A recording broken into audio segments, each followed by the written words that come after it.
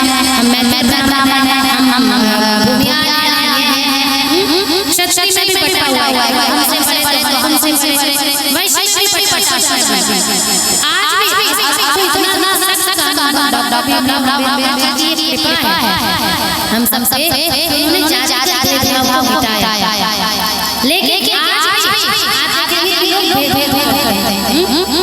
बहुत ज्यादा तो वो उनकी कितनी थोड़ी आवाज है भगवान वो भेदभाव करते हैं जो शब्द और राम के छोटे और बड़े विटनाना नहीं। तो कृष्ण और यादव देखा जाए उनका शुद्ध में वो शुद्ध के लिए आया उन्हें अपना आनंद देने तो ये कृष्ण की बात है जो सभी भेदभाव मिटाता है। इसलिए हमें कृष्ण के पास बंधन नहीं है, ना कोई जाति ना कर्म का। ऐसे तो ये भी हम बना दिया कि ये नहीं बैठेगा वो नहीं बैठेगा इतने सारे बखेड़ा कर दिया। लेकिन कृष्ण कुछ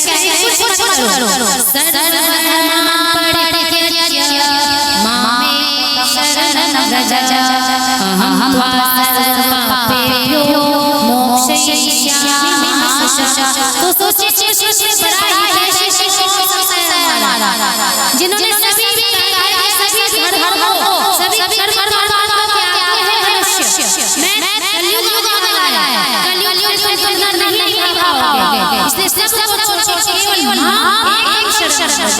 मेरे क्योंकि मैं किसी से वो दिखा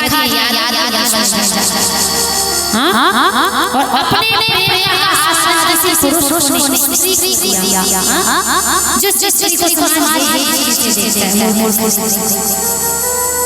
ये भेदभाव भगवान ने हटाया।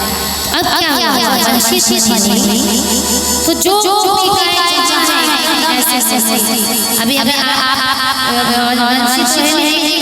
चले गए तो वंशी इतना नाम देने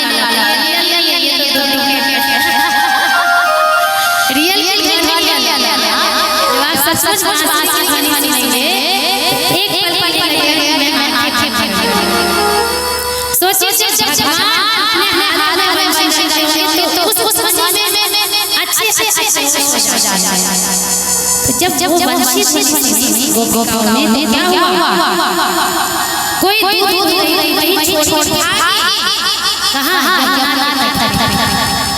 कोई लिखा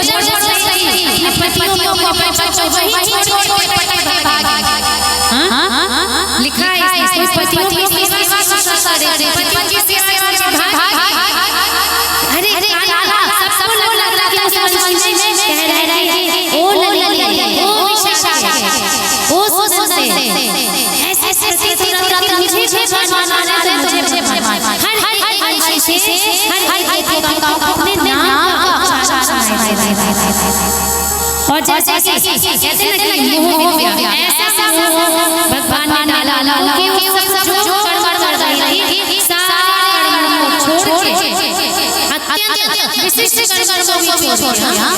बच्चों को बच्चा है दुख पा रहा है उसको छोड़ दिया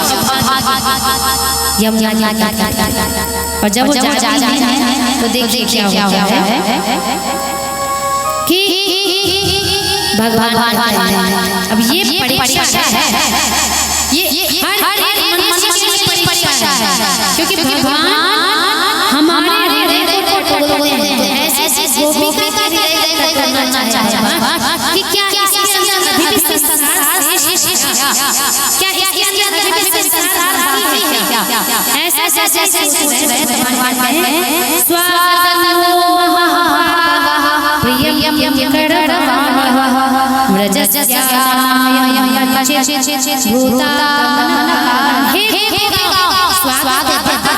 मैं तुम्हारी इतनी रात में घर से नहीं चाहिए। क्या तुम्हें टाइम है?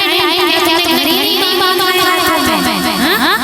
तुम्हें पता नहीं रात की हो रही है, कहाँ जा यहाँ रास्ते में कितने सारे असामाजिक चर्चा चलेंगे, कैसे सामाजिक पर उसके पास भगवान देखना चाहते हैं कि गोपिकाओं के अंदर पुरुष है या ब्रह्म,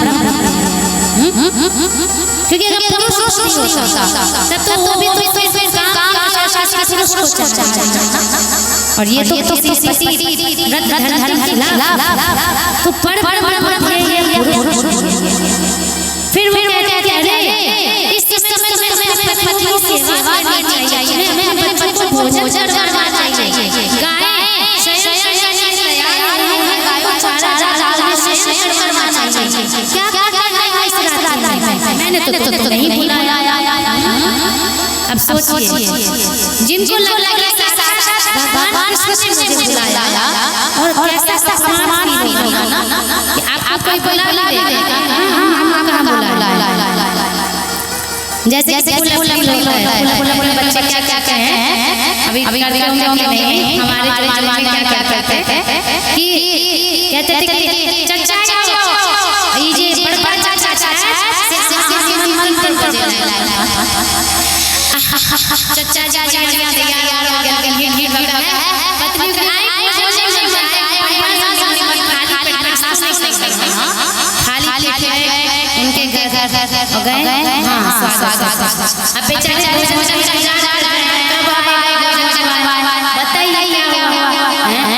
अब बेचारे तो कितना बुरा अब बेचारे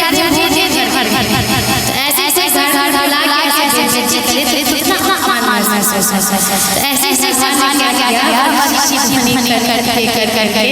गोपिकाओं को बुलाया, कह रहे तो बुलाया क्यों, कितना लेकिन वो आप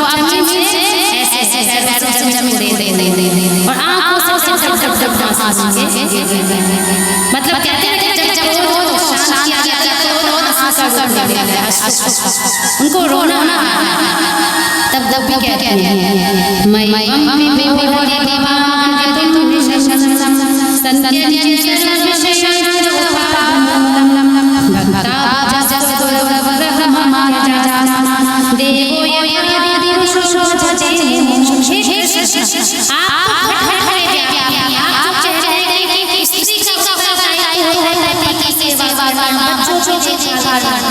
हम तो अगर देखा जाए पति एक मात्र है, अब हमारा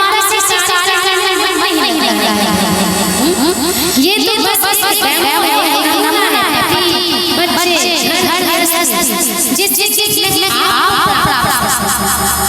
यदि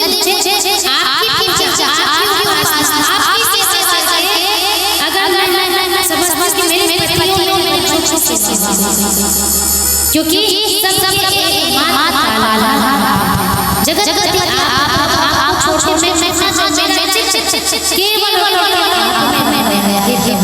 मुझ पे करुणा कीजिए, अब हमें वापस अपने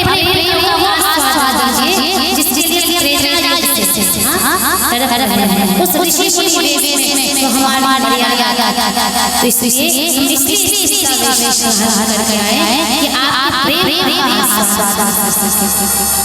इस प्रकार भगवान की उस विरह दशा में कुछ और जब आए तो उनकी लीला चल रहा है, भगवान के चरण धारण, कोई भगवान के हाथ में कुमकुम लगा रहा है, कोई भगवान श्रृंगार कर रहे हैं, कोई भगवान पान खा रहे हैं, ऐसे करते, लेकिन सबको लगा अरे देखो हम इतनी कि साक्षात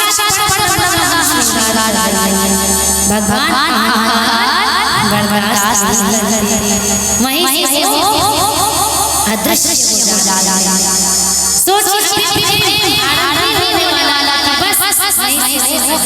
क्यों भीतर अहंकार बैठा। अब अब कहा जाए कि इस पुस्तक का सब गाना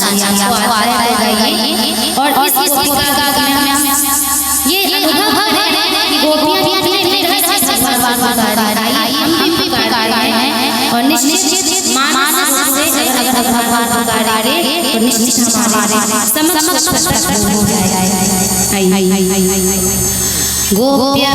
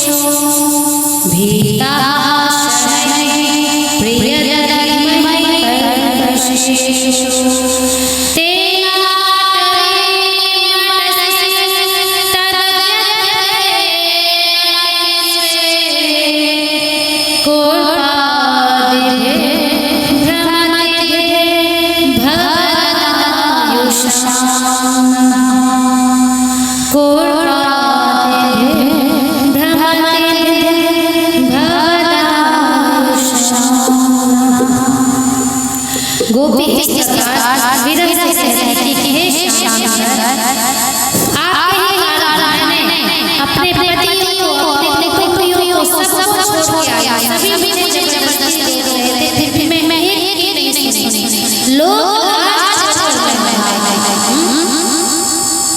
मेरे गोपाल सोई जाओ सिर मोड़ मेरो इस मैं सब कुछ छोड़ के अगर इस समय मेरा प्यार दे देना तो मैं किसी से नहीं जाऊंगा अगर मैं फिर से वापस जाऊं तो वही मेरा कहेंगे कहां है जाओ जो वंशी से बुला रहा था इसलिए हे नाथ अगर इस समय आप नहीं बताएंगे तो हम यही अपना प्राण अंत कर लेंगे रोते रोते अपने प्राणों को अंत कर लेंगे हे नाथ हमारी रक्षा कीजिए क्योंकि आप सबके प्राण आप सबके प्राण प्रदाता यदि किसी में से किसी की मृत्यु हुई उसके जिम्मेदार हे नाथ ये तो कहा जाए कि जब भगवान कितना प्रेम तब इसलिए कहा जाए कि जो दूरी मेरे पास है जिस गोपियों ने किया वो तो माता लक्ष्मी ने हमेशा नारायण के चरण के पास पता है क्यों वो जो गोपियां हैं उनको भगवान ने तो जो दूर में प्रेम होता है वो पास भगवान चाहते हैं कि गोपियों के अंदर मेरे प्रेम की उत्कंठा हो जाए वो प्रेम तब ये पूर्ण फिर भगवान कट गोपियों को सांत्वना देंगे मिथो भजन सभी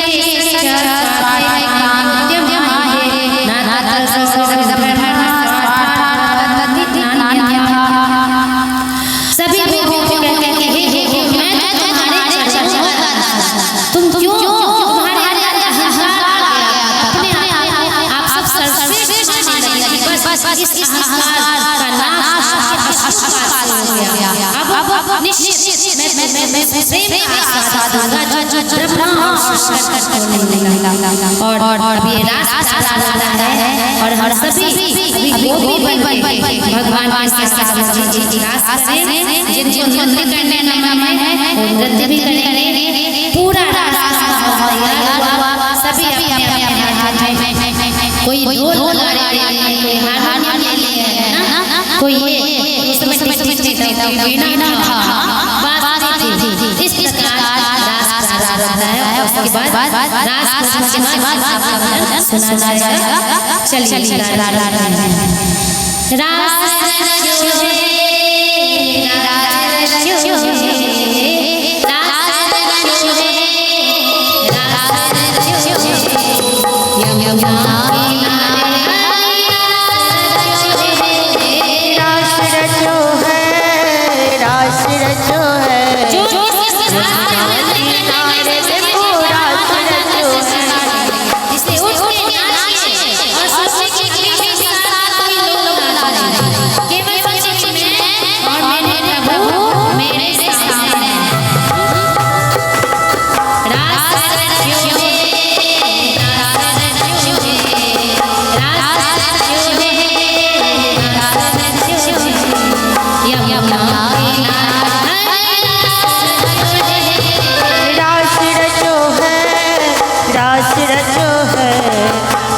यमुना किनार हरि रास रचो है।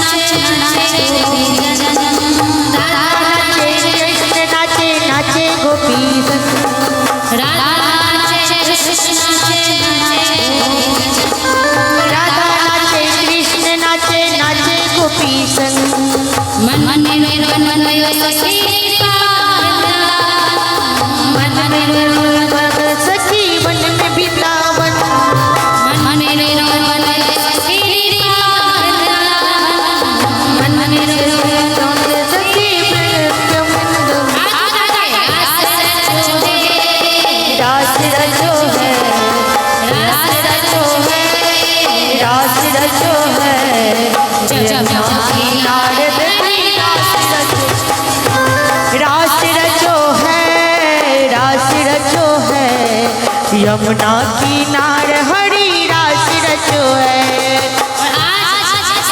परिस्थिति है कि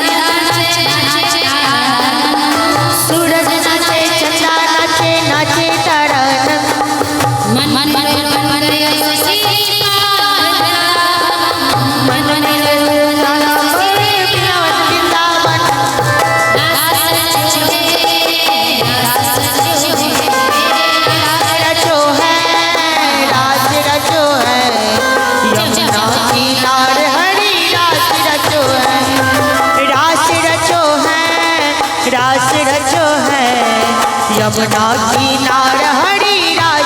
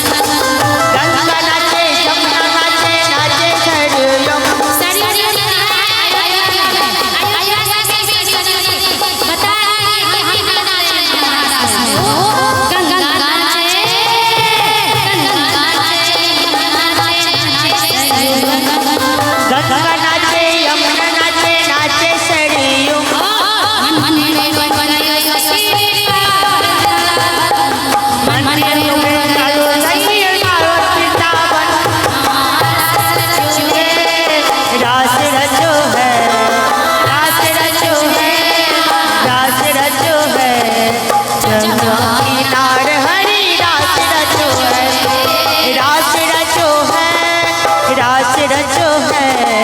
यमुना किनार हरि रास रचो है।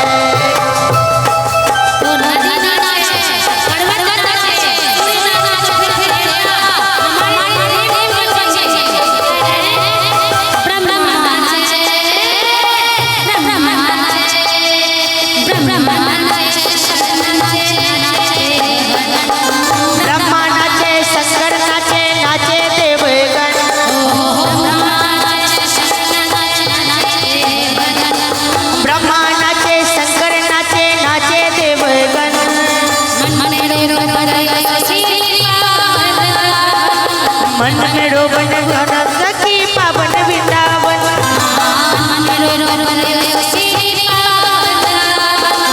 मन में गोयल पावन सखी पावन वृंदावन।